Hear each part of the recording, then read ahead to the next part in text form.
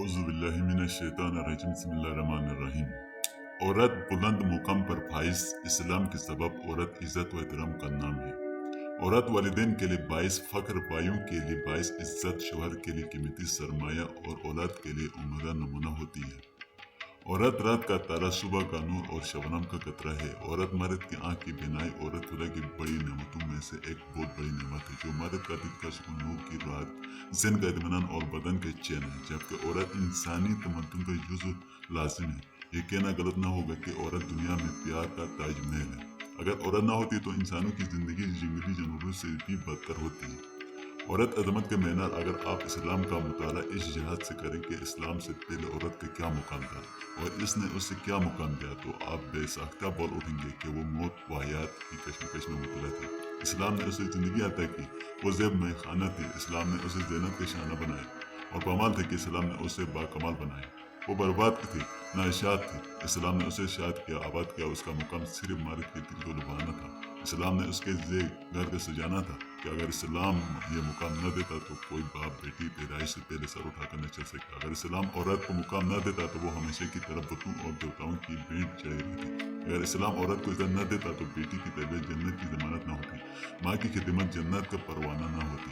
افسوس کہ آج کی خود سختہ تعلیم یافتہ طبقے کی طرف سے یہ بات تو اتر سے آ رہی ہے کہ عورت ہمارے معاشرے کا مظلوم ترین طبقہ ہے۔ اس کے حقوق پامال ہو رہے، اس کا استحصال ہو رہا ہے، اور ساتھ ساتھ یہ بات بھی کہی جا رہی ہے کہ یورپ نے عورت کو آزادی دی، اس کو حقوق دیے، اس کو مرد کے برابر لاکھڑا کیا ہے، جس کی بدولت عورت خوب ترقی کر رہی ہے، جبکہ حقیقت اس کے برعکس ہے، کیونکہ دنیا میں کسی مذہب اور قانون میں، کسی تمدن اور سوسائٹی میں عورت کو وہ مقام اور مرتبہ نہیں دیا گیا ہے جو مقام اور مرتبہ عورت کو اسلام میں دیا گیا ہے۔ غیر اسلامی تہذیبوں میں عورت کو حق تلفی ہوتی رہی، اس کے ساتھ ناانصافی بھی ہوتی رہی، اسے منحوس اور کمتر سمجھا جاتا ہے، اسے شیطان کے ایجنٹ اور شر فساد کی جڑ ثابت کی گئی ہے۔ اسی طریقہ نے کیا خوب کہا کہ یہ بدنما داغ انسان کی پیشانی سے کبھی دھویا نہیں جا سکے گا کہ زمانے جہالت میں مرد نے اسی گوت کو بے عظمت قیمت کیا جس گوت میں پرورش پا کر آدمی یونانیوں نے عورت کو شیطان کی بیٹی اور نجاست کا مجمع قرار دیا تو رومیوں نے جانور کا درجہ دیا، جبکہ اہل عرب میں زمانہ جہالت میں لڑکیوں کو زندہ درگو کیا جاتا تھا، عورت کو خرید فروخت کی جاتی تھی۔ ہندو عورت کو جداگانہ حیثیت کو تسلیم نہیں کرتے تھے اور عیسائیوں کے ہاں عورت کیا قدر قیمت تھی۔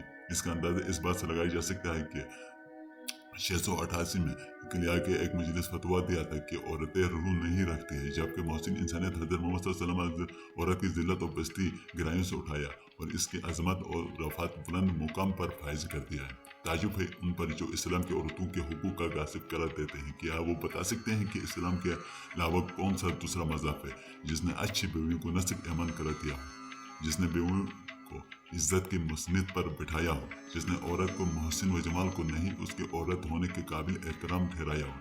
عورت کو مال، بیٹی، بہن اور بیوی کی حیثیت کی جو عظمت، جو محبت، وہ جو مقام احترام اسلام نے دیا ہے وہ دنیا کی کسی قدیم قانون، مذہب یا تہذیب نے نہیں دیا ہے۔ ارشاد خداوند نے وہ تیرے رب نے حکم دیا ہے جو بھیجا اس کے کسی عبادت مت کرو، اس کے تم بابا حسن سلوک سے پیش آیا کرو۔ اگر تیرے پاس ان میں سے ایک یا دونوں بڑھاپے کے پہنچ جائیں تو ان کو کبھی اف تک بھی نہ مت کرنا، ان کا نہ جھڑکنا اور ان سے خوب ادب سے پیش آنا، ان کے سامنے شفقت اور انکساری کے ساتھ جھکے رہنا اور یوں دعا کرتے رہنا کہ اے میرے پروردگار ان دونوں پر رحمت فرما جیسا انہوں نے مجھ کو بچپن میں پالا اور پرورش کیا ہے۔ کوئی بتا سکتا ہے کہ اسلام کے علاوہ وہ کون سا قانون، وہ کون سا مذہب ہے، وہ کون سا صحیفہ اخلاق ہے جس میں والدین کو اف تک کہنے کی اجازت نہ ہو؟ ارشاد نبی صلی اللہ علیہ وسلم ہے جنت ماں کے قدموں کے تلے ہیں۔ دوسری جگہ ارشاد فرمائے کہ تم پر اپنی ماؤں کی نافرمانی حق تلفی حرام قرار دیے ہے۔ والدین کی عظمت اور فضیلت کا یہ خوبصورت حکم صرف اسلام میں ہے۔ اسلام نے بیٹی کی حیثیت سے بھی عورت کو نمایاں مقام دیا ہے، بیٹی کو رحمت قرار دیا گیا ہے، بیوی کو نصب ایمان اور وراثت میں حقدار بنا دیا گیا۔ اگر آج کے مسلمان اپنی حماقت اور جہالت کی وجہ سے عورتوں پر ظلم کرتے ہیں یا اپنی بیویوں سے غلط برتاؤ کرتے ہیں تو ان احمقوں اور جاہلوں کی وجہ سے اسلام کو مورد الزام نہیں ٹھہرایا جا سکتا ہے۔ اسلام عورت کی تجارت، ملازمت کی اجازت نہ नबी करीम सल्लल्लाहु अलैहि वसल्लम ने जिस अजीम खातून को पहला शरफ वज़ीयत बख्शा है वो भी एक कामयाब ताजिर थी, लेकिन औरत अगर तिजारत या मुलाजमत करना चाहती है तो इसके लिए कुछ हुदूद मुकर्रर है। बिला रोक टोक उसे तिजारत या मुलाजमत की इजाज़त नहीं है। अजनबी मर्दों के साथ खलवत में मीटिंग करने की इजाज़त नहीं है। बला शरी पर्दा के किसी गैर महरमों के साथ मेल मिलाप की इजाज़त नहीं। अकेले लंबा सफ़र करने की इजाज़त नहीं। इस्लाम में औरत को माशी जदोजहद से आज़ाद रखा है और इसके नफका का बोझ इसके बाप पर रखा है, उसके भाई पर रखा है, इसके शोहर पर रखा है, इसके बेटों पर रखा है। उसके औरत का कारोबार करने, मुलाजमत करने या मजदूरी करने की ज़रूरत नहीं।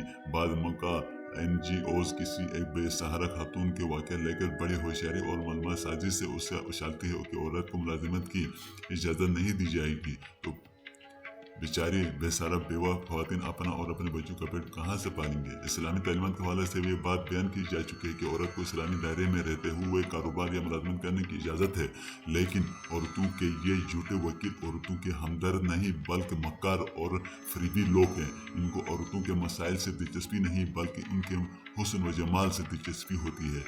उनको औरतों की मजबूरियों पर या परेशानियों का कोई ख्याल नहीं होता है, बल्कि ये बदबख्त औरत की जवानी, औरत के जिस्म और औरत की शक्ल व सूरत के गम में मरे जा रहे होते हैं। अगर इन लोगों का बेसहारा औरतों और बेवा ख्वातीन के माशी परेशानियों का गम है, तो फिर ये बेवा और इधर उम्र की औरतों की मुलाजमत क्यों नहीं कर देते? इन्हें अपनी सेक्रेटरी क्यों नहीं बनाते? इन्हें एयर होस्टेस क्यों नहीं बनाते? इन्हें नर्सेस क्यों नहीं बनाते? क्या मजबूरी है सिर्फ इन लड़कियों की ही होती? क्या ज़रूरतमंद सिर्फ हुस्न जमाल वाली ही होती है? क्या माशी तंगी का शिकार सिर्फ पुरकशिश ही होते हैं? यूरोप के पुरस्कार फर्क सिर्फ इतना है कि इस्लाम औरत के हुस्न को, इसकी जवानी को तो पर्दे में कैद करता है, लेकिन औरत को इसके हुकूक देता है। इस्लाम औरत का मुकाम इसके हुस्न और जवानी के लिहाज से मुतय्यन नहीं करता, बल्कि इस्लाम औरत को उम्र के हर हिस्से में काबिल एहतराम ठहराता है। इस्लाम औरत को बचपन में शफकत देता है, जवानी में मोहब्बत देता है, बुढ़ापे में अजमत देता है और मरने के बाद उसे दुआए मगफिरत का हक देता है। यूरोप के अंधे पुरस्कार तुमने औरत को क्या दिया? तुम कहते हो कि औरत को आज़ादी दी है, मगर हकीकत यह है कि तुमने औरत से इसकी आज़ादी छीन ली है। तुमने औरत को ममता गम कर दी है। तुमने औरत से इसका घर का हसीन किरदार छीन लिया है। तुमने बहन के सर से आंचल गायब कर दिया है। तुमने बेटी को शफकत से महरूम कर दिया है। तुमने औरत के हुस्न का तमाशा बना दिया है। तुमने इसकी जवानी को खिलौना बना दिया है। तुमने औरत के जिस्म को जिन्स अर्जा करा दिया है। तुम औरत को शमा महफिल बनाना चाहते हो, मगर इस्लाम ने उसे जन्नत का शाना बनाया है। तुम औरत के हुस्न को उजागर करना चाहते हैं, मगर इस्लाम इसकी नस्वानियत को नुमाया किया। तुम औरत को कीमत इसके जाहिर से लगाते हो, लेकिन इस्लाम इसकी कीमत इसके बातिन से लगाता है।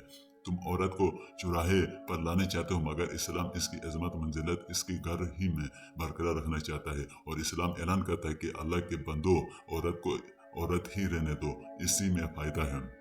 जो मर्द औरत को मादर पद आज़ादी की आड़ में उसे बेहयाई और बेपर्दगी उकसाते हैं, वो हकीकत में इंसान नहीं, वो वहशी और शहूद परस्त दरिंदे हैं। इंसान इन्हें इंसानियत के माथे का बदनुमा दाग है। इंसान नहीं इंसानियत के सौदागर हैं। इंसान नहीं कैंसर के गले सड़े फूड़े हैं। इंसान नहीं बेमुश्किल हैवान इंसान है। इंसान इन्हें बेहयाई के पैकर है। इंसान नहीं नंग इंसानियत है। और इसी तरह जो औरतें हर शोबे में मर्दों की बराबरी करना चाहती है और नुमाइश के तौर पर काम करना चाहती है, सिर्फ फैशन के तौर पर महज जिद्दत पसंदी की वजह से नौकरी करने के नाम पर आज़ादी चाहती है, वो औरतें नहीं बल्कि औरत के नाम पर बहुत बड़ा इल्ज़ाम और धब्बा है। क्या वो औरतें जिन्हें अपने बच्चों की तरबियत की और घरेलू फराइज की कोई फिक्र नहीं? क्या वो औरतें जिनकी ज़िंदगी का मकसद सिर्फ नाचना और मर्दों के दिल निभाना है? क्या वो औरतें जिनके जिस्म अरिया हैं, चेहरे अया हैं, जिनके लोचीदार आवाज़ें फितना जहाँ हैं?